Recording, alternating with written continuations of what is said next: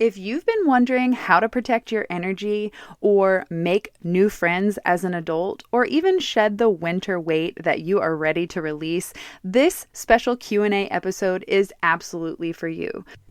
Chris and I love receiving your DMs, your crazy questions, and they range all over the board. So we are wrangling them up here and answering things like what movie character would we play, our favorite topic in the Elevated Life Club that we've taught, and we even dive deep into the topic of being vulnerable.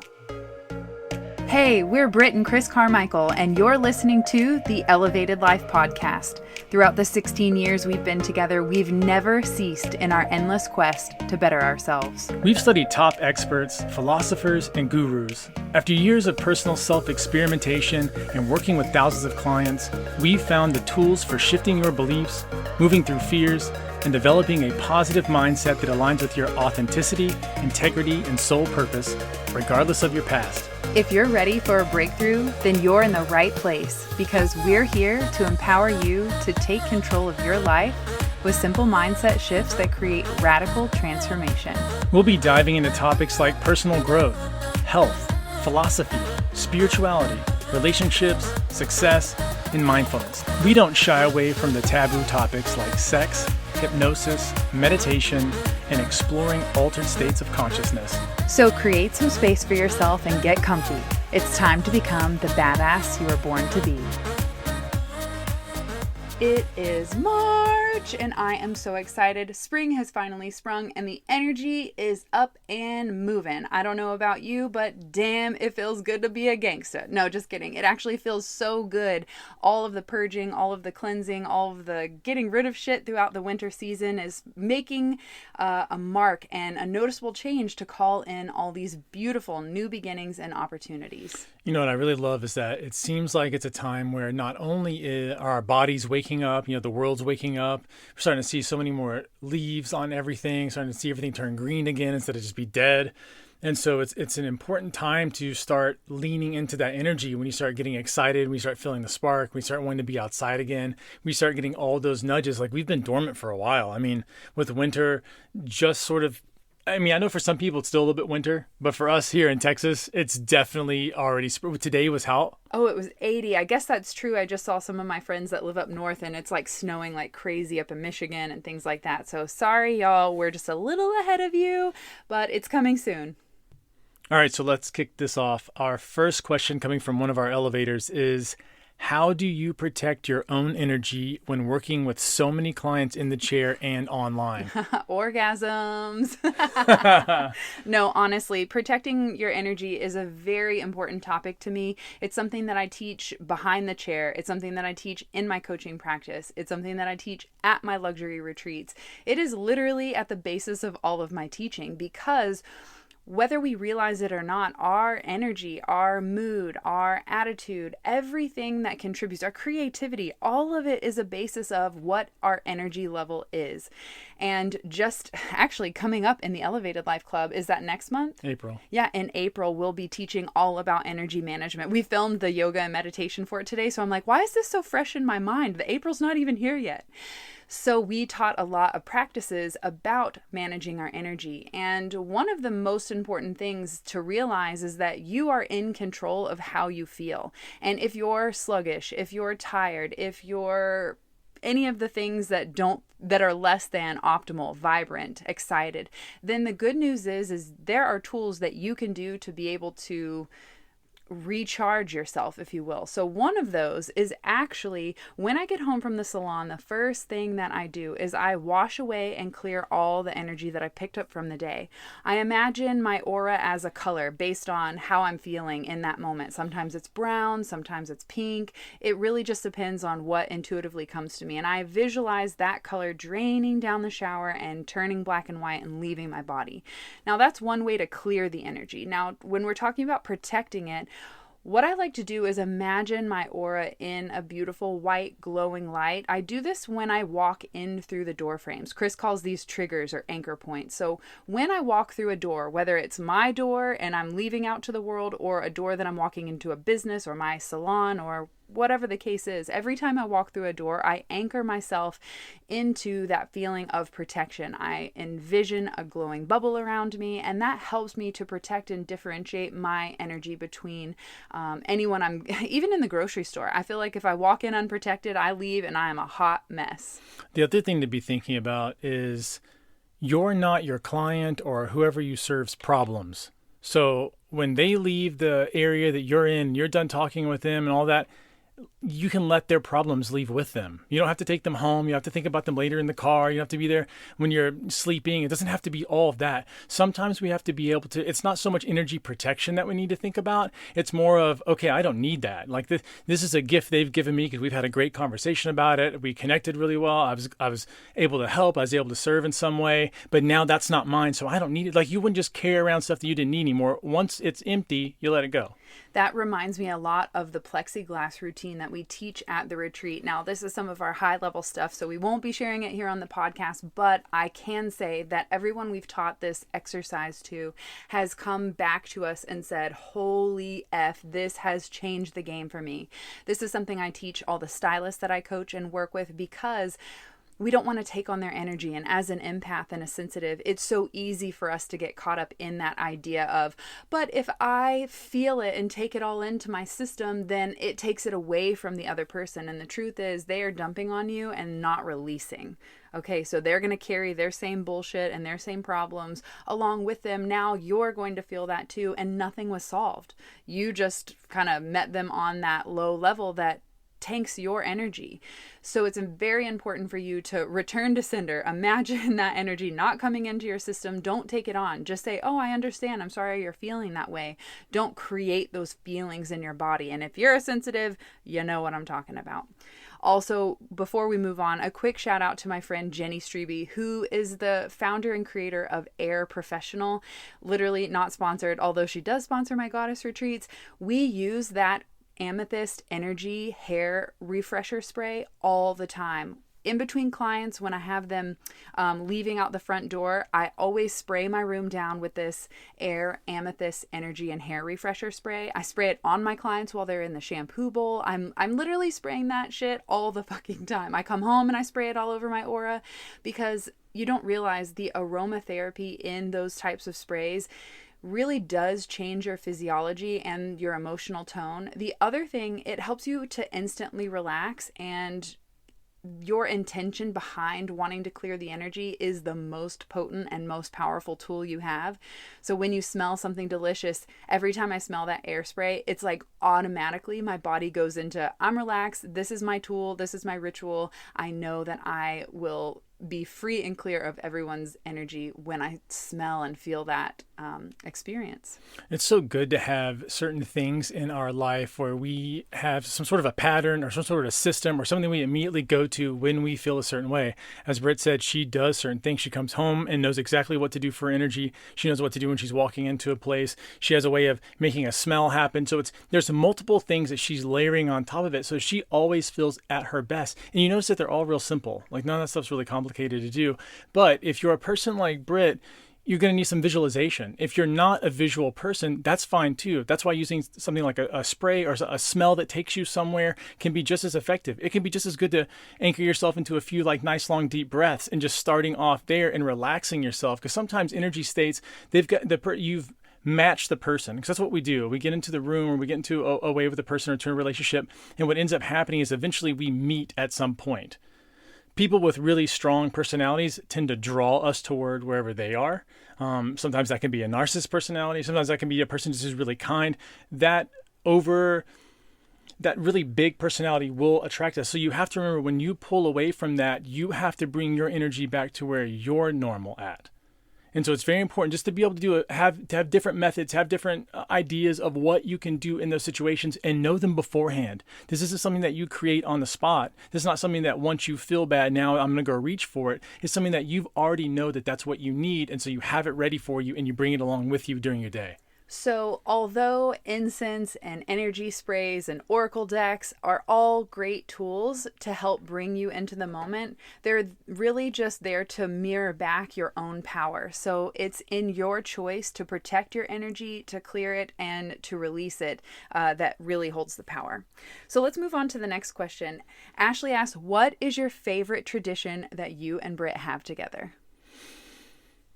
It's probably the fact that every single Christmas we have a super specific routine. And the reason why I like this the most is because we did this like the first night that we met. The first night that we were actually in person together where we tried to do this and it didn't work that night, which was great because it was something that we had to almost instantly overcome. It was like, okay, here's something we thought we were going to do, but it's not going to work out. What do we do now? Which is an interesting place to see a person in because it's very easy to be in a relationship when everything's really awesome.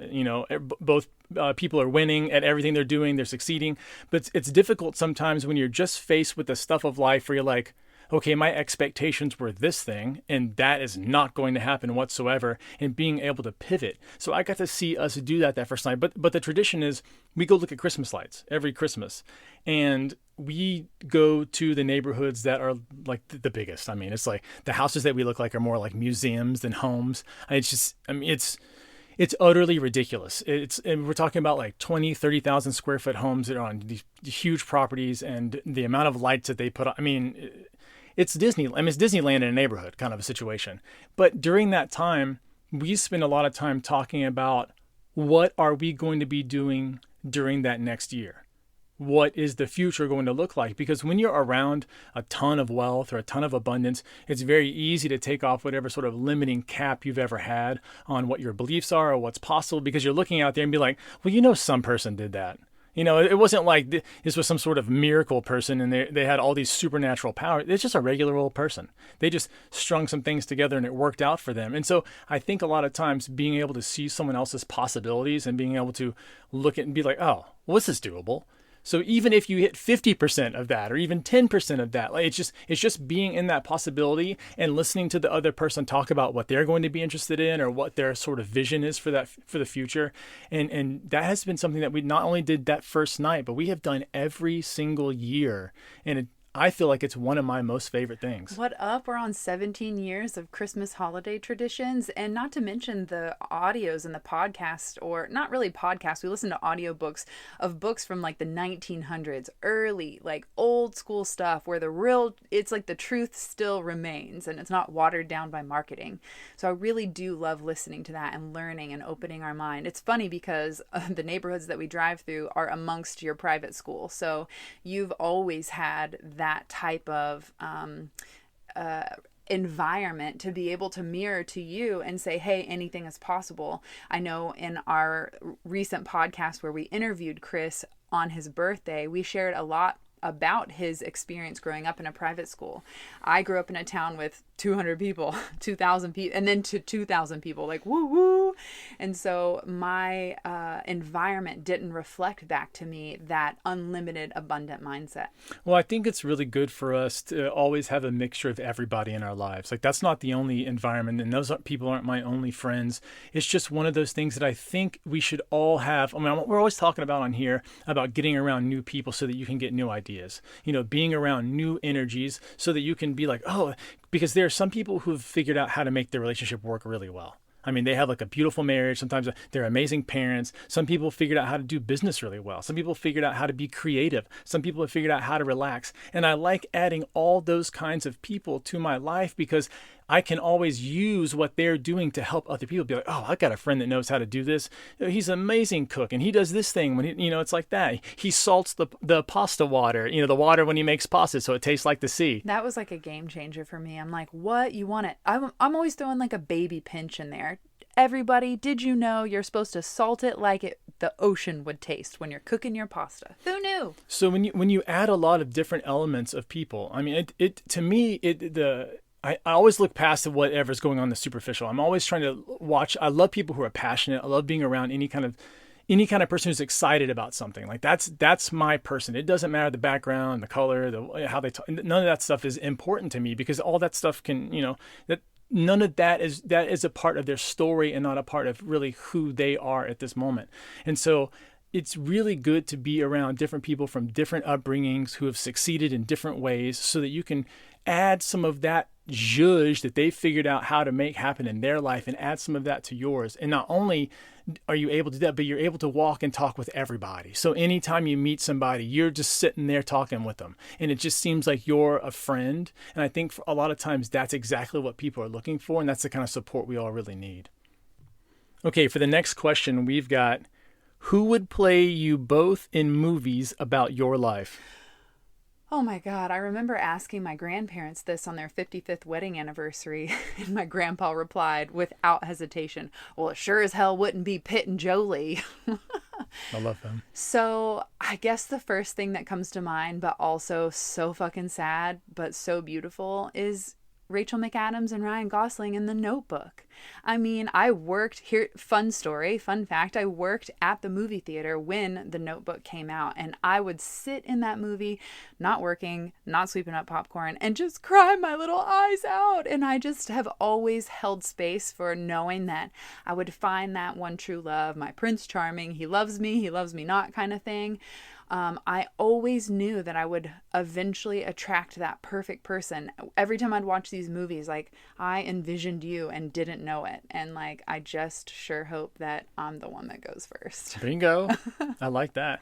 It's funny because, I'm not really much of a crier. Not that I don't, the moments that I have cried in my life have been phenomenal. I mean, it's like you get to purge the feelings, you get to come back to your normal center and let everything go. But I will tell you that there have been 2 movies in my life where I could not stop crying. And I looked over at the other people who were in the theater too, and didn't matter how big the guy was, or they were crying. And that's Notebook and Titanic. Both those movies. So for me, I'm definitely picking old Leo. But I want Leo from like Wolf of Wall Street Leo. Or like Inception Leo, kind of a deal. 100%. I love that. The other fucking crazy thing that just popped into mind was Biodome. Like, let's just go off and like live in our own crazy world and do all the weird shit and just like be ourselves and be wild.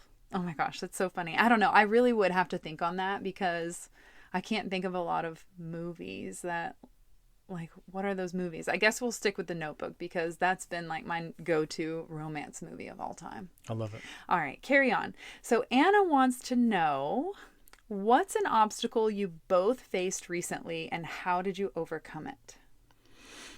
I think the obstacle that we've been facing probably for the past few years is changing how our business works. And really it's adding things that are really lighting us up, getting rid of other things, and also adding team members. I will tell you that a business, if you don't own your own business, having a business is a lot like having a kid, or like you have this major responsibility and you're always trying to put your best foot forward. And a lot of times the actions that you do, even the best stuff, even the things that you think are going to be the home run win, not it.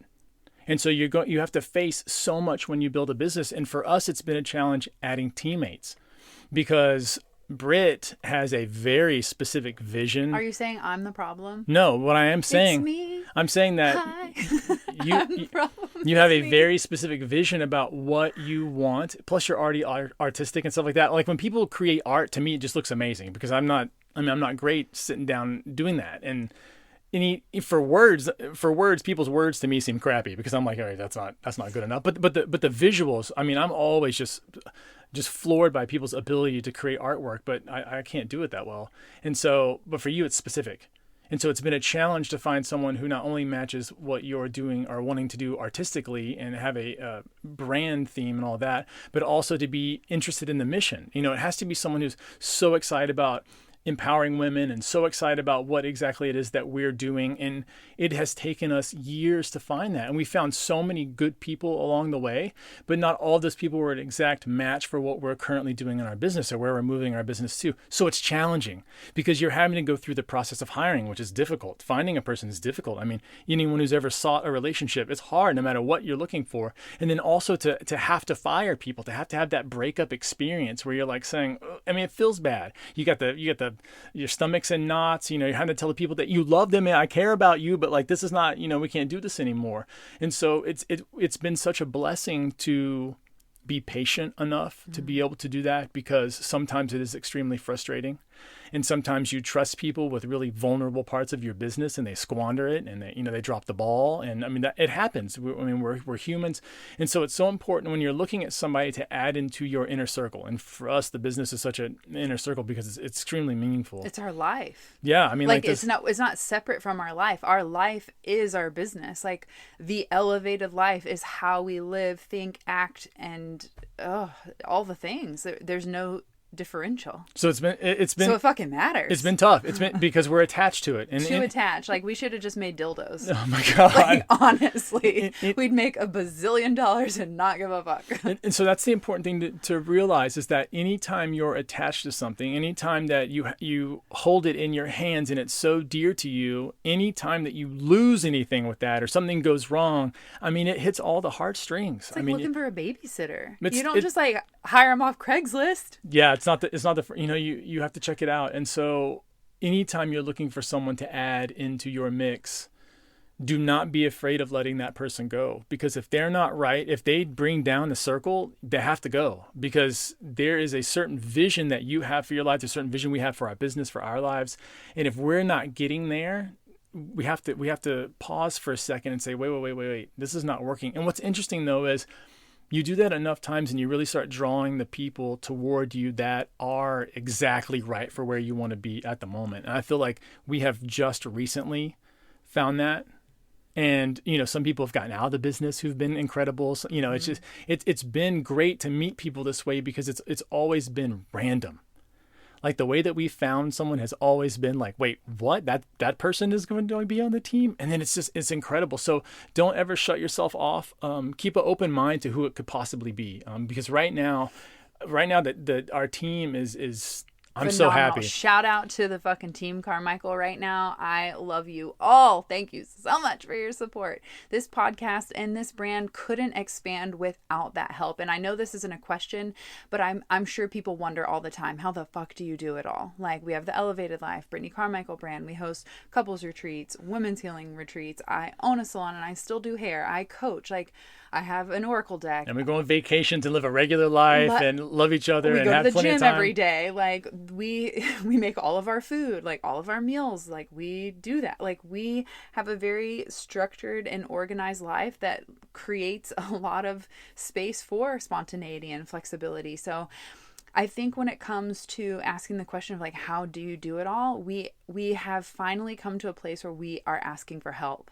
We are allowing others to support areas that aren't our zone of genius. And that allows us to really have that clarity of vision. Because without the clarity of vision in your business, then you're just fucking posting reels just to post, like just to keep up with the keep up.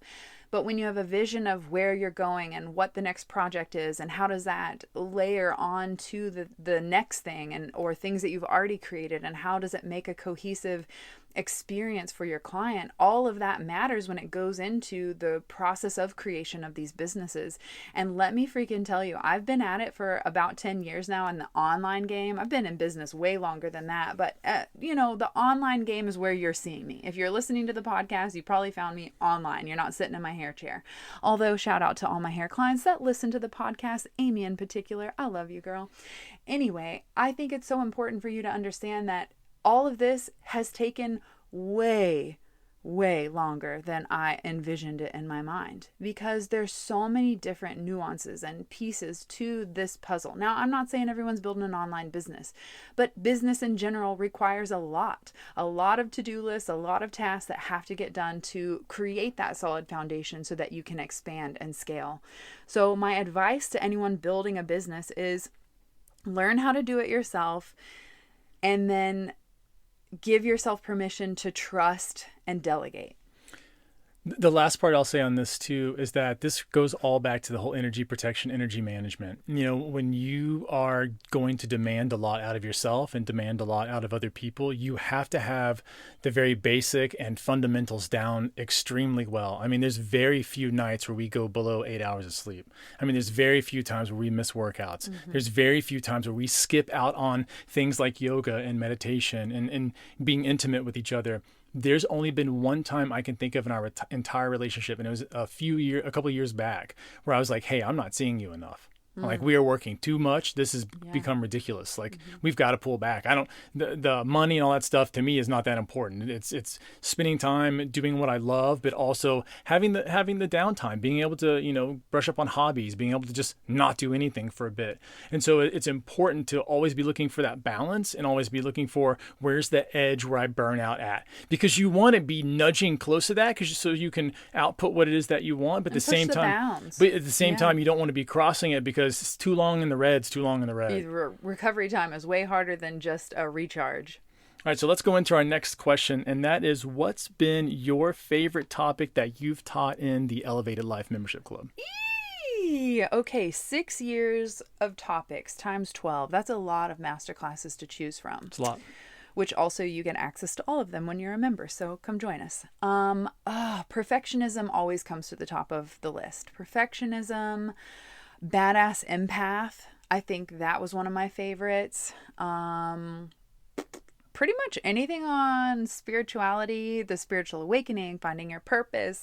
Psychedelics. I love doing the how to turn your passion into a side hustle. I love teaching on business and woo-woo shit. So, badass empath and perfectionism really hit home because I feel like that's the start of all of our fucking problems. See, and for me, my favorite topics are self-hypnosis and reprogramming the mind, because that's how you fix all the problems. that's how I work on all my problems. I mean, that's how I work with clients. That's how I've had so much success in what I do. And just the basics. And it was so interesting because when we were at a retreat, it was this last year, I got approached by one of our elevators who told us that she'd stopped smoking using some of the techniques that I taught. And finding someone who's been able to stop doing something, or having a person that they've been addicted to a habit, or that they have been in fear of something for a long time, especially people with phobias, can't get on an airplane, can't pee in public, can't not like public, but you know what I mean, into a public bathroom, and just some of the basic things, can't find love, have difficulty learning things. When you find that someone has had problems for 20 plus years, and then suddenly you can do something that takes 30 or 45 minutes, or they come and sit into one of our trainings, and then suddenly that problem either doesn't exist or it's changed so that they can easily manage what they're doing. It is beautiful. It really is beautiful how much healing and transformation happens in what you can do with reprogramming the subconscious mind. And that's what makes the Elevated Life Club different from any other coaching program, is that all the work that we do, yes, we're going to give you the tips, you're going to have takeaways, you're going to know the steps, but the steps don't fucking matter if your mind isn't aligned to that belief. And in each one of our 90-minute masterclasses, we guide you through 3 different meditations to help rewire your subconscious mind for instant change. Okie dokie. So Jason wants to know, what are some of your tips for making new friends as an adult? Definitely don't be an asshole. That's for sure true. That's how to keep relationships, not necessarily how to, but the best way is to go find something that you're interested in doing. One of the easiest ways to go make friends is to go find something where people are challenged, are learning something, and go learn and be challenged around other people. That way you can have quick wins. You can be there when other people don't know as much as you do. You can step up and help them. It's a really great dynamic to do. For me, the easiest way is we've gone out and bought Groupons. Also, the other really simple thing is to start being nice to people. When we go to new restaurants, nice to the waiter. We'll go back if we can and talk to the chef. It's not busy or something, especially if we go on a random day. One of the super tips that I think we've been doing for years, if you'll go to a restaurant in an off hour on a Tuesday, you can talk to every single person in there. You can know the host. You can know the people everything. You can be back. You can meet the owner. I cannot tell you how many times we have been able to sit down with the owner, just talking, just because we're at a weird time. And so we show up, and it's like these people they're not doing anything right now. They are super happy to talk about the food that they've been preparing. And so if you'll use that technique with almost anything, it doesn't matter where you are. If you find somebody who's doing something, you have a minute to talk to them and be kind to them and ask them what it is about their life that they're enjoying right now. Just really simple, basic questions. People will naturally be your friend, and then people will just be attracted to you. There's an attraction that happens when you literally care about other people. Now, if you go out to meet new friends so that other people can care about you, best of luck. It's going to be a challenge. You better be famous or rich. And if you're not either, or extremely talented. If you have those are great looking. If you have those 4 things working for you, hell yeah, run for it. But if you're like the rest of us, what you're going to need to do is start working that personality and start caring about other people. The secret to finding friends, being around friends, is actually caring. This is the secret to business as well. I'm going to tell you the business secret: help people. That's the secret in business. A lot of people want to make it complicated. It's all about this thing. It's all about that thing. They're going to judge me. It's about service. It's about someone has a problem and you coming up and feeling the need for that problem. It's like, hey, I got the solution right here. And people being like, oh my God, this is the best solution I've ever seen. Everything is like that. You have to remember that everyone is facing problems all the time. And so that kindness that you're laying out when you talk to people, maybe someone's being has had a little bit of depression. Maybe their life hasn't been great right now. Maybe, they're just sick and tired of being sick and tired. And those few moments can completely change a person's life. Just being kind, just a little bit of smile. Nothing tough. You're not offering to move them. You're not using your car on the weekend. No. It's just basics. Just be kind to people. Talk to everybody that you can. Any kind of person that I've met, and I'm not like really a natural networker. I love that you're answering this question as the most non-social. I mean, when you're in social settings, you're great, but you're like, I don't want to be in social settings. Well, this is absolutely why I'm the person to answer this question, because it's so natural for you that you don't think about this. Like when we get into an elevator, you want to meet every single person in there. You want to know what their dog's name is, what they're doing. But for me, I don't. And so it's much more difficult, theoretically, for me to make friends, but it's not. It's not because I'll go out there and care about somebody. And so it's super easy for people to flock to me because I'm interested. I want to hear what you have to say. So few people are actually getting any attention in their life, especially when it comes to what their deep thoughts are, what's really going on in their head. And if you can be a sounding board for that person, even for a minute, you can have any friend that you want. It's so true. So if you want to make friends as an adult, all you have to do is be kind, ask questions, be the first to engage. It's so simple. All you have to do is offer a compliment or ask a really great question. Hey, it doesn't even have to be a great question. Hey, where'd you get that? Or I really like your necklace. That's fun. Like, where's that? I'll tell you a quick story right here. Since I love being on the podcast, we tell stories. So we got a guy in the gym where we work out. It's an older guy, just retired this year. And we found out about that. Asked him of course, Britt immediately is talking to everybody. So asked him. Sorry to interrupt. I try not to do that often, but something you've said has always stuck with me. You said, you do this thing that you just make friends with everywhere you go. You do this one particular thing and you had me hooked and I'm the one doing it. I'm like, what is it? You just go up to him and say, hi, I'm Brittany. That's it. And that's it. That's it. That's how you start the conversation. You don't know what to say your fucking name. It's incredible how well it works. It's the simple stuff always works. The moment you hear yourself in your head being like, "Oh my God, I don't know how to do that," you fooled yourself. That's a trick and a lie that you tell yourself. I've seen Britt meet anybody, famous people, not famous people. If she wants to talk to him, she walks up and literally just every single time, "Hi, I'm Brittany." That's it. No more stuff. It's so simple. And if you're the girl who goes to the bar, well, let's not meet guys at bars, okay? Let's not meet guys at bars. This is 2023. Okay, but if you're the girl who's in public and you're like, I want to go talk to him, I'm so nervous, don't tell me because I'm gone. I'm over there. Oh, hey, let's hang out. What do you want to do? What's your name? Let's fucking chill. You see my friend? She cute, right? Like, I'll be the first person to do that. It's like you don't have there's no thought process. It's just, okay, let's go do it. What are they going to, okay, they're going to judge me? Okay, but I know who I am. And they need to know me. I love it. Okay, carry on about Mike. The story about Mike at the gym. So we met this guy who has recently retired, but so Britt's asking him, so what are you doing? Like, how'd you celebrate? Where'd you go? Like, what'd you do? And he's like, no, I'm not really into that kind of thing. Because everybody's a little different. Not everybody's a celebrator like Britt is. And so we ended up getting him a gift. We got him a cool gift that we ordered him. And so we ended up giving the gift. You should see his face. I mean, the guy's face. Lit up. And we haven't seen him. He's a super cool guy. He's from New York. Okay. So to see a New Yorker light up, you did something special. He's got a little bit of accent.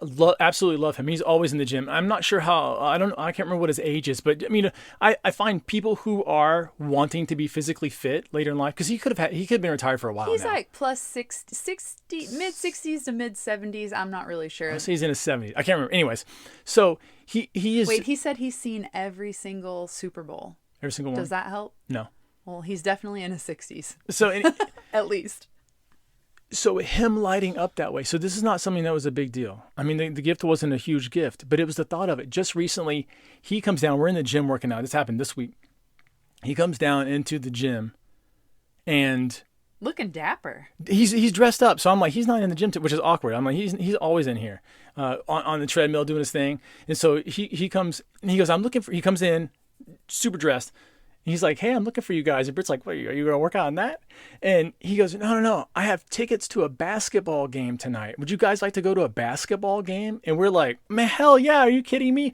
So it's amazing the things that you can do. All we do is say hi. All we do is have small conversations. It's those little bitty small conversations that really start to build the friendships, because eventually it's an invitation to something else. It's a, hey, are you interested in coming along to this? And so friendships develop that way. And it's really great because it's the natural friendships like that always bring the most rewarding things. Any kind of forced relationships, forced businesses, anything that's forced sucks. It sucks in the long run. You can make it happen in the short term. You can have some short-term fun, but the people that you really want to attract allow you to be yourself. That's what I like about doing this. Like, I'm not trying to shift my personality so that suddenly I can be something different that they like, because I want to be me and attract people that enjoy being around me genuinely. I don't want them to necessarily want something from me. That's fine too. But I want, the interaction not to be fake. I want to always just be able to be me. And so if you're going into friendships or you're going into anything else and trying to be somebody different, like if you want to be a little more bold and things like that, sure, add that into your personality already. It's nice. Try it on with new people. When you introduce yourself to someone you don't know, try on a different version of your personality to find who that more confident or comfortable person is. I love Q&A, so get me fired up. I know. So speaking of, Sarah says she is ready to shed the winter weight and she's not sure where to start. So what are your tips on getting that weight loss kick started? Although we do have a masterclass on that too. Of course.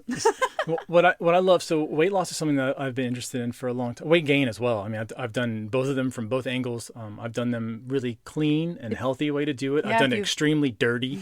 If you've ever seen pictures of Chris, like in this present moment, what are you, like 185? Something like that. He was 275, 17 years ago when we met?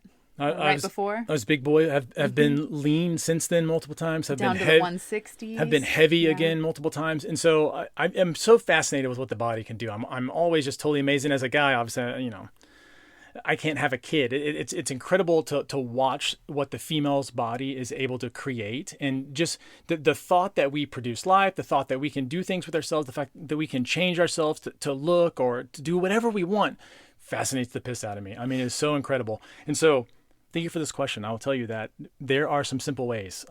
Weight loss is a very, very, very big topic, and it's oftentimes because we get a lot of emotion tied up to it. And so it's important first to think about if you have emotions tied to weight loss or how you look and your body like that. The weight is the emotions, babe.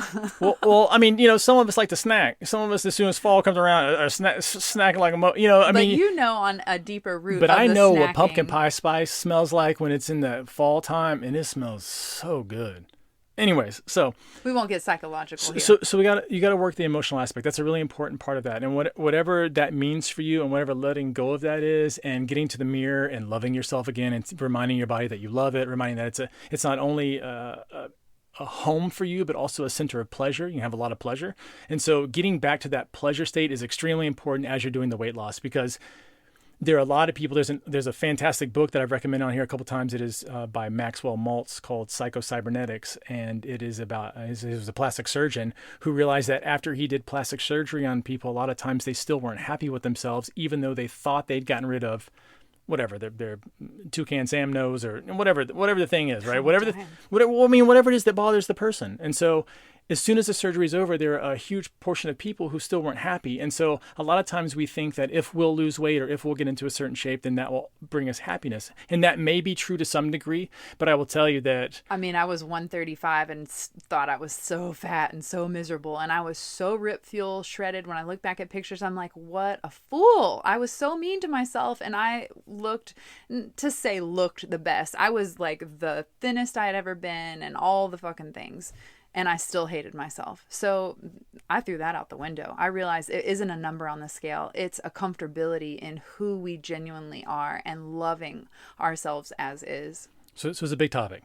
This is a big topic. Also, it ties into our health. It ties into our mental stuff. I mean, weight loss is a tough one. So we're going to talk about the quick science of weight loss. This is going to be a super simple thing that literally anybody can do. This works. I mean, just that's sort of the way it is. We use a program now called Eat This Much. Now, you go to the website, eatthismuch.com. They have an app, and you can go on there and type in what your age is, what your weight is, what your height is, how active of a lifestyle you have, and it comes up with how many calories you would be eating in a day to maintain your current body weight. Also, we're not sponsored by them, but man, would it be cool. Shout out to them. So so the reason why I like this is because what it does is it helps you meal plan for the week. And you can put in, are you paleo? Are you vegan? Are you like whatever the kind of diet you subscribe to, Mediterranean, whatever, doesn't matter. And so they have that listed for everybody. And what you're able to do is put in the little things, and they ask you like, how much weight would you like to lose? Or do you have a specific target goal and all that? It's easier now because we have technology. It's so much harder if you're in there constantly counting calories, like this thing gives you a meal list and it tells you what groceries to go buy, then it tells you how to make the recipes. Like it couldn't be more dummy proof, and you get like a new week mailed to you like once a week or something. I mean, it's too easy. If I had this thing years ago, it would be a joke. So basically what you do is you find out what that number is, that's how many calories you need in a day to stay your body weight, and you subtract 500 from that. That's typically how I like to do it. It may even be lower for you. You may only need 400 calories below that. And that will keep you on a steady weight loss typically. Don't make it overcomplicated than that. Eat as much healthy food as you possibly can. Make sure you're getting plenty of rest. A lot of times we don't realize that our levels of stress, our levels of cortisol, what we're thinking about constantly, if it's constantly negative in our head, a lot of times that plays into how our body responds to fat, how our body responds to a lot of things, what our metabolism is doing. A lot of little bitty things matter. But the basics of it is the calorie part. And so if you're always eating too much, typically you'll be in a surplus. You'll gain weight. And that's true for the person who wants to gain weight. I like to gain weight a little bit slower than I like to lose weight. I only like to lose about a pound a week. And for a lot of people, they're like, well, I saw this thing that tells me I can lose 30 pounds in a day. Don't do that crap. The best thing that you can do if you're on a serious weight loss journey is to go as slow as possible. I know that seems counterintuitive, but it's because you want your body to acclimate. It seems like you would be able to eat 500 calories a day and lose a shit ton of weight. You will, but it will be muscle. And in the long run, you'll end up with a slower metabolism, and then you'll be heavier when you come back. That's why people look skinny fat. It's because typically they've done kind of a weird diet like that, where they've had too low of calories. I don't like to ever go below 1,200. And so it's just important to be thinking about all the things that happen into a weight loss journey. But it's super simple to just eat a few hundred calories below your baseline. Go get in the gym 2 or 3 times a week, more if you like that. But get in there, start thinking about yourself in a good way. And what you'll notice is that a lot of times the weight starts to come off. I don't believe in any fad diet. I don't like anything like that. Anything that makes you do complicated stuff or super restrict yourself in certain ways, like I think it's crap. The best diet is the one that you'll stick to. I think the healthiest is whole food diets, stuff grown from the ground, whole entire food, not processed and all that. But that's how it's always worked for us. I've gone up and down for myself. I used to make diets for clients who are bodybuilders and physique athletes. And so I know from the performance side too, it's super important to start understanding these parts about your body so that you don't want to be in the dark about your nutrition. This is something that you're doing multiple times per day. And so you ought to understand what kind of food you're putting into your mouth and then what that's doing for your body. I guess my quick tip would be based on watching all my girlfriends cook over the years is just to eliminate the amount of oil and butter you're using. Simple thing to also do is stop drinking calories. Like if you're drinking your calories, you're more than likely, unless it's some thick ass smoothie, you're more than likely not gaining enough benefit, and your like glucose levels are through the roof because they're normally like pure sugar. And so you don't want to be adding those kind of calories if you're a person who's drinking all the time. Like Starbucks drinkers are going to turn this podcast off in 2.4 seconds. But it can be really simple things like that. Some people are able to just, eliminate some of the sugary sodas or just get a little bit better habits going down. We meal prep. We're so big on meal prep because it makes it like just, you can be brain dead and still have the same kind of nutrition levels. I mean, it's incredible what you can do if you'll meal prep. That way you're not thinking about it. Also, because of meal preps, I don't get anything where like I have a craving because I already know I'm eating soon. And so I don't have these like wild cravings because I'm hungry and I waited 12 hours to eat. I'm just, the meal's already ready. Yes. Do you have anything else to say about weight loss? Oh man, I have like 85,000 things to talk about it. And I'm pretty certain, have we talked about weight loss in a different podcast before? Maybe we should do a full episode on weight loss or just body shit. We'll do one maybe just like we could do one exactly on body image because image. I think that's a big deal. I know weight loss plays in that. I was gonna say, I mean, I feel like yes, we could talk about the science and of of weight loss, but I want to talk about the psychology of weight loss. So I feel Sure. like let's save that for a podcast. Yeah, so hopefully that works for you. If you have a specific question, reach out. Definitely reach out, but make it simple. Like none of it, this is really complicated. No one out there is having to be a brain surgeon to figure out how to lose a little bit. If you got 10, 20 pounds or more, whatever. It's so just slow and steady. Let it be slow and steady. Let it come off nice. Let it take your time with it. Like I said, I only like to lose 1 pound per week, and I only like to gain half a pound a week if I'm going back up the scale. Like, maybe I need to be heavier for a sport that I'm doing, or I want to be heavier for hiking or whatever it is. Yeah, unless you're Christian Bale in The Machinist or Batman, dude, then what those celebrities put themselves through is daunting. Ugh. Okay, and the last question comes in from Amber, and she asks, I'm dying to come to your retreat. They look amazing, but I'm nervous about being around other women. People have judged me in the past. I'm not sure if I can be vulnerable around strangers. I'm not great at being vulnerable even with myself. What do you recommend? Oh my God, I'm literally like, just come. Every single woman who walks through the door of that retreat says the same damn thing. Whether they come alone or they come with someone, they're still afraid of people judging them. They're afraid of taking the walls down. They're afraid of themselves, to be quite honest, not of the other women. And what I have found in hosting, now we're on our 6th retreat, and I cannot believe our next one is in April, like 420. I mean, we finally hit the 420 week, so I'm super pumped. We've been dancing around it. Anywho, I'm just so excited, Amber. If you are seriously thinking about joining us, we do have a few more spots, and you are not alone in this process. Your feelings are valid, and literally every single person feels that way. And when all the women finally have the courage to say yes to themselves, invest in their growth, and they let those walls down, they create instant connections, lifelong friends. They learn that their power is actually nothing to be afraid of, but actually how to use it, and use it for the betterment of themselves, of their families' lives, in their community. And what I'm seeing, you never know until it's been time. Like, time has passed. And now that years have passed from the women coming to my retreat, so many of them report back and say, my life was completely changed and altered because of that experience. So my advice, if you're nervous and you're thinking about coming, you're already 1 foot in the door. If your intuition says this is for me, but your fear says I'm afraid, just come. It's hard to say what my favorite thing is about the retreat, because it's very perfectly designed. There's so many things that go on in that are just, all of it is really amazing. But I'll have to say that the thing that lights me up the most is watching the transformations that happen. And I don't necessarily just mean what happens in their life. That's super good. People go back home and it change, right?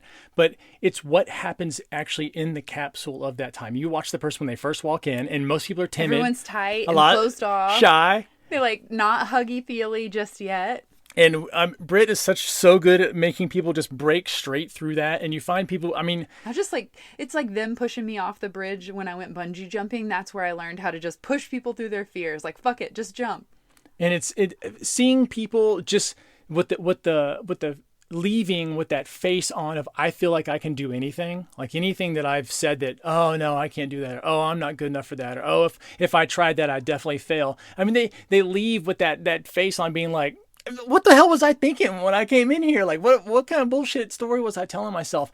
And to watch other women truly support other women, because, what Amber said, what you said in that question that I think was, what really pulled on the heart a little bit, was the part about not being able to be vulnerable with yourself. And I think a lot of us haven't had a true space where we can be vulnerable. I was just thinking that. A lot of times it's tough to be vulnerable, like around our parents, because there may be some things that we don't want to admit. It's tough to be vulnerable sometimes around our partners, because some of the things we'd be vulnerable about may cause the relationship not to stay the same way we've had it for a long time. It's harder to be vulnerable with kids, because you want to look a certain way, as a parent, in a certain light toward them. It's difficult to be vulnerable unless you have a badass hairstylist. You probably don't have a person that even with therapists, it's difficult to be vulnerable because it's hard to trust people. It's hard to trust people right out of the gate, especially if you've had things that have happened to you or you've been burned in the past. Well, here's the good news. I'm both a hairstylist and a coach. coach, so I can help alleviate that fear. It's so beautiful to watch that blossoming, where I've had women who absolutely don't want to be touched. I'm not a hugger, no emotions for me. I'm super logical and I'm okay with that. Work through all the different areas and the different chakras and all the workshops, and by the end of it, she was wearing pink and hugging me and saying, "Oh my God, I really like it. It feels good." I think we get set in our ways, and I think it's so difficult when you've spent a lifetime protecting yourself, for letting, to let anything in, to let anybody in, to let out the feelings that have been keeping you stuck. I mean, I think that's the big challenge in life is getting over some of the ways that we've been treated, and truthfully, the way that we treated ourselves, the amount of injustice that we do to ourselves, or all the negative things that we say, and the impossible standards that we hold ourselves to, and the incredible level of perfection that we've all sort of, fallen on. We do so much damage in that being in a space where you find that other people care about what you're saying, where you say, like, I have a specific problem, or this has been really bothering me, or I've never thought I was pretty, or my mom never told me this about me, or I wasn't loved in the same way. And you have what's beautiful is that Britt brings several people to the goddess retreats that are extremely paramount in everything that happens.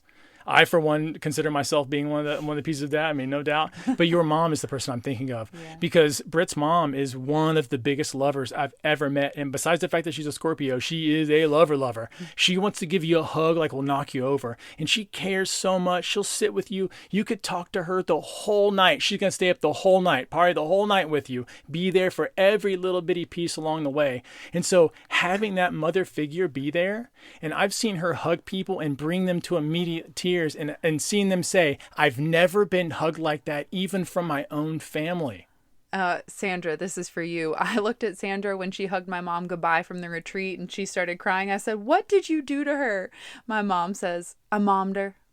It's having those little bitty pieces like that I think allows people to find a space where they can finally open up and finally realize that they are worth it, that they do matter. I mean, it's one thing for me to say it, because I've been able to see it so many times. It's another thing to experience it and be around that, because when you do that, you definitely feel like there's another kind of power inside, because it's almost like there's been one part of you that's been stuck at whatever age that originally happened at.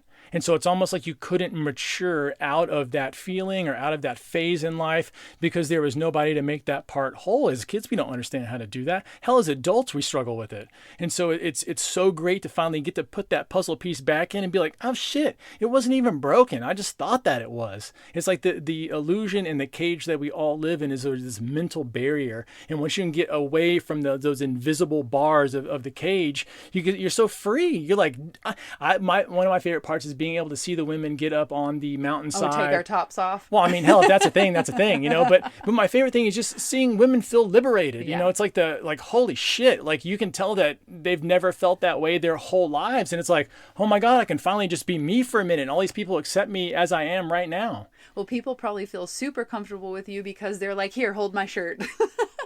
I love it. I've lived a unique life. Yeah, you really do have a front row ticket to the best show in the world. Going back to feeling vulnerable, when I think about feeling vulnerable and not being comfortable with it, I think about being comfortable with your authentic self. And when you learn to love yourself, when you accept yourself, shadows and light and all, you're okay with being vulnerable. I was sharing this with someone recently. I'm like, I'm always talking about the #MeToo experience in my life. I'm an open book. I talk about things from trauma to parental trauma to sexual trauma. And I really have thankfully healed some throat chakra issues where I didn't speak in a way that I think was healthy, but I've really come to a place of healed throat chakra, of being able to open up, to share my truth, to express what has happened to me, and do it in a way that hopefully lends healing and hope to the people listening that are going through that might be holding themselves back or feeling afraid to share or to speak up, or to be comfortable with the things that they've gone through. The other thing that I think is really cool to see is the amount of people, the amount of just shit that people have endured and overcome. I mean, it is incredible the resilience that's inside of people. And it's funny because a lot of times they don't see it, because it happened to them. They're like, oh, okay, well, everybody's been through that. And that's not true.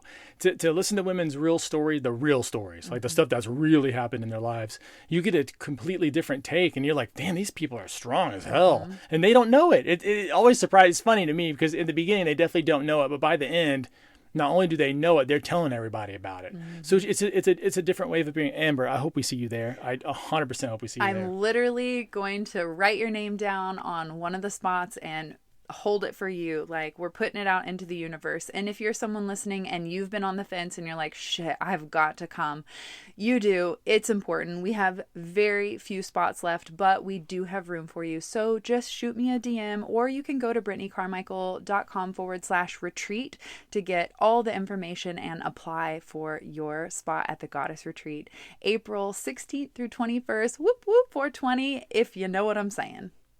Whew, that was amazing. What was your favorite part of this? Like, if you were going to DM me and be like, oh my God, I just listened to the podcast, I love this. Like, what was your favorite part? It's got to be the friend part. It's got to be meeting friends as an adult. For one, that's not a question I've thought of. So it's super fascinating how our interactions with ourselves start pouring into the interactions that we have with other people. And sometimes that the story that we're telling ourselves in our head about our life or what other people think about us isn't necessarily true. And so when we get out there and actually talk to a breathing human rather than just listening to the thoughts that we have in our head, life can be really incredible. There's a lot of good people out there. There's a lot, there's some sour apples out there too, but there are a ton of people out there who are just ready to support you, ready to be happy for you, ready to cheer you on into whatever it is that you're doing. People that you can feel like you can stand up and serve and help. There are not only communities out there, there are just individual people out there who are extremely just open-armed. I feel like I've definitely in the past decade, I've learned a lot better about how to love people. I think that one of the coolest things that's happened, I just realized it last night because we went out with one of my friend's dads for dinner. And what I realized that so many more guys in my life have been telling the other guys in their life that they love them. Like, you hear, I love you from a guy. And that's something that never happened when I was younger. A guy's never going to tell you I love you. Hell, it was hard to hear that from parents sometimes. Yeah, me too. Yes. Just kidding. Well, it's so good as a guy to show like, hey, I care about you. And we know that love's such a powerful thing. It's important to show people that you love them. I've heard that now from people that I never thought would say that. Not that I've been waiting for it, but I'm just like, damn, that was intense. That was strong. That moved me a little bit. So go out there and tell someone you love them, because it feels good for both of you. Let us know how you enjoyed this podcast, or if you have a question that you'd like answered on one of these special Q&A episodes, then let us know. Tag us at The Elevated Life, and we hope to see you soon. Until then, we'll catch you later. Peace. Thanks so much for tuning in to the Elevated Life podcast. If you loved this episode, please share that love by leaving us a 5-star review and spreading the good vibes on social. You can tag us at The Elevated Life Club. Want more wisdom from us? Become an elevator by joining us inside our monthly membership club at theelevatedlifeclub.com to discover mindset upgrades, lifestyle hacks, and spiritual tools to elevate your soul. Each month features a live group coaching masterclass, guided meditations, yoga practice, and more to help you transform your life one step at a time. It has all the tools, coaching, and community you need to level up, progress every month, and keep going in every area of your life consistently over the long term. Join us in the club and start your transformation today by signing up at theelevatedlifeclub.com.